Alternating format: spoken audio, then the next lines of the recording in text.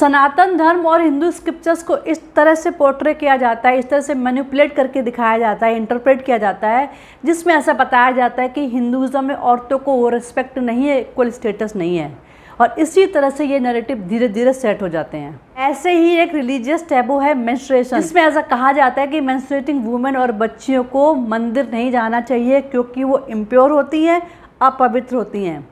ऐसे लोग menstruating women और बच्चियां ना तो खाना बना सकती हैं, ना तो किचन के अंदर नहीं जा सकती हैं, पिकल को टच नहीं कर सकती हैं, ज़ोर ज़ोर से बात तक नहीं कर सकती हैं। और ज़्यादातर लोग इस प्रैक्टिस को फॉलो करते हैं without knowing the logic behind it, without knowing the science behind it.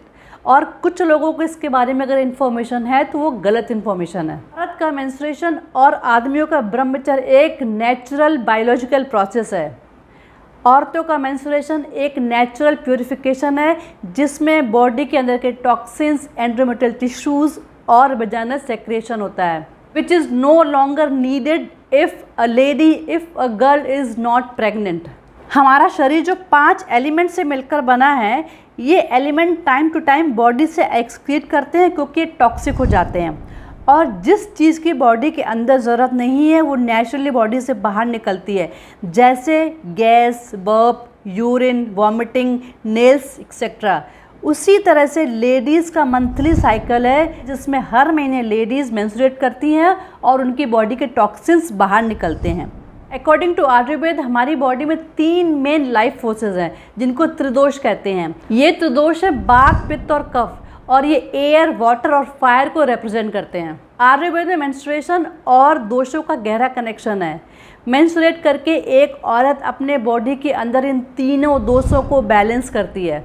जहाँ औरतों का प्यूरिफिकेशन एक नेचुरल प्रोसेस है, वहीं आदमियों को अपने आप को प्यूरिफाई करने के लिए उपनयन संस्कार, त्रिकाल संध्या, मंत्र जाप करना पड़ता है। चाइल्ड बर्थ एक सेक्रेड प्रोसेस है और इस तरह से मेंस्ट्रुएशन एक अशुद्ध प्रोसेस नहीं हो सकता है क्योंकि जो मेंस्ट्रुएट नहीं करती हैं वो बच्चा पैदा नहीं कर सकती।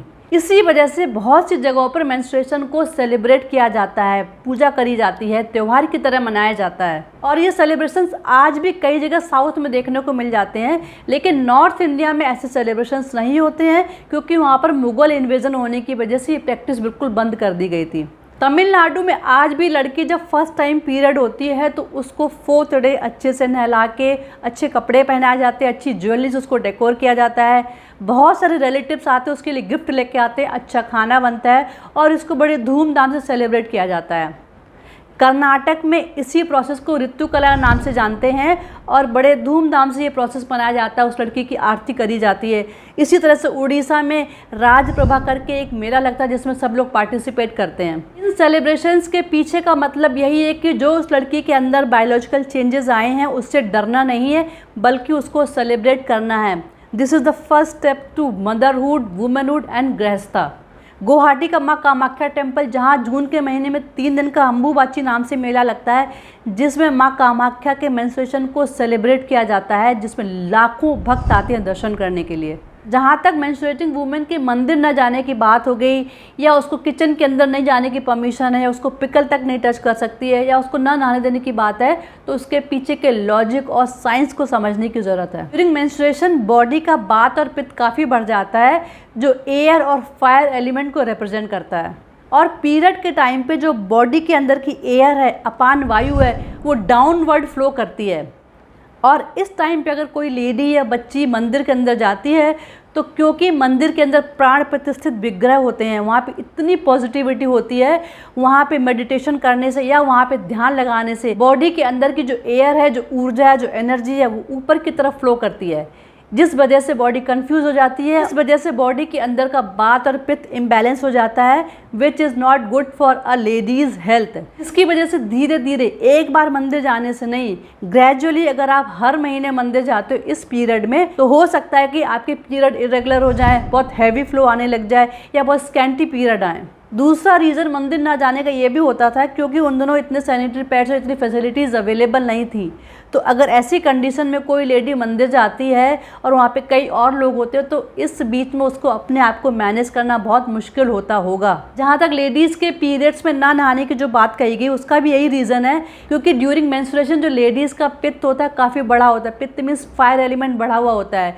अगर वो नहाएगी तो वो जो फायर एलिमेंट है वो कम हो जाता है। ऐसे ही आपने देखा होगा खाना खाने के बाद कई लोग पानी नहीं पीते हैं, क्योंकि खाना खाते टाइम पे जो फायर एलिमेंट है, जो डाइजेस्टिव फायर है वो स्ट्रांग होती है, और अगर पानी पियेंगे तो डाइजेस्टिव फायर हमारी जो कम हो जाएगी और जो डाइजेशन है वो वीक हो जाएगा। और क्योंकि नहाने की परमिशन नहीं थी, नहाना मना था, तो अगर नहीं नहाया तो मंदिर वैसे ही नहीं जा सकते हैं। आंध्र प्रदेश के देवीपुरम, जहाँ पे माँ कामाख्या पीठम की पूजा होती है, वहाँ पे नेचुरल एक योनि का शेप है जिसकी पूजा करी जाती है। वहाँ के गुरु अमृतानंद सरस्वती का कहना है कि जो पवित्र है उसको हम टच नहीं कर सकते, और जो हम टच नहीं कर सकते उसे हम टैबू कहते हैं।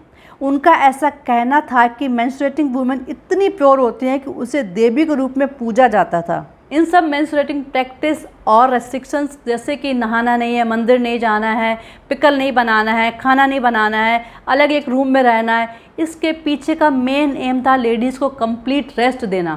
क्योंकि पुराने टाइम पे औरतें day in and day out काम करती थी, उन्हें घर के भी काम करने पड़ते थे, उन्हें बाहर खेतों के भी काम करने पड़ते थे, जॉइंट फैमिली में रहती थी, तो पीरियड एक उनके लिए बहाना भी होता था 3 दिन के रेस्ट करने का। अगर पीरियड के टाइम वो ज़्यादा काम करती हैं, फिजिकल एग्जर्शन लेती हैं, घर के काम करती हैं, तो उनकी बॉडी के अंदर के जो बात पित्त कफ जो दोष हैं उनका इम्बैलेंस होगा और कहीं ना कहीं वो उनकी हेल्थ को हैम्पर करेगा। According to Ayurveda, menstruating women को कुछ पर्टिकुलर एक्टिविटीज से दूर रखने के पीछे का मेन रीज़न था उनकी हेल्थ। इसी वजह से आयुर्वेद में रजस्वला परिचर्या है, जो एक मैनुअल है जिसमें पीरियड्स के टाइम पे डूज एंड डोंट्स लिखे हुए हैं, उसको फॉलो करने की बात कही गई है। आयुर्वेदिक एक्सपर्ट का ऐसा ही मानना है कि मॉडर्न डेज में मॉडर्न लाइफस्टाइल की वजह से जो रजस्वला परिचर्या के जो डूज एंड डोंट्स को फॉलो नहीं किया जा रहा है, इसी वजह से आज की लड़कियों को और लेडीज़ को irregular periods, PCOD, PCOS, scanty periods और हैवी ब्लीडिंग जैसी प्रॉब्लम्स होती है।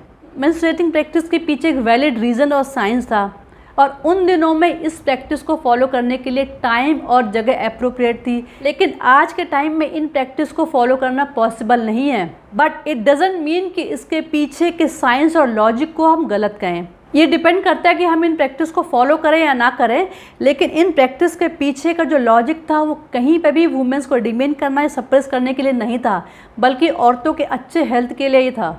आई होप फ्रेंड आपको ये वीडियो अच्छा लगा होगा। If you like my video please like and subscribe my channel.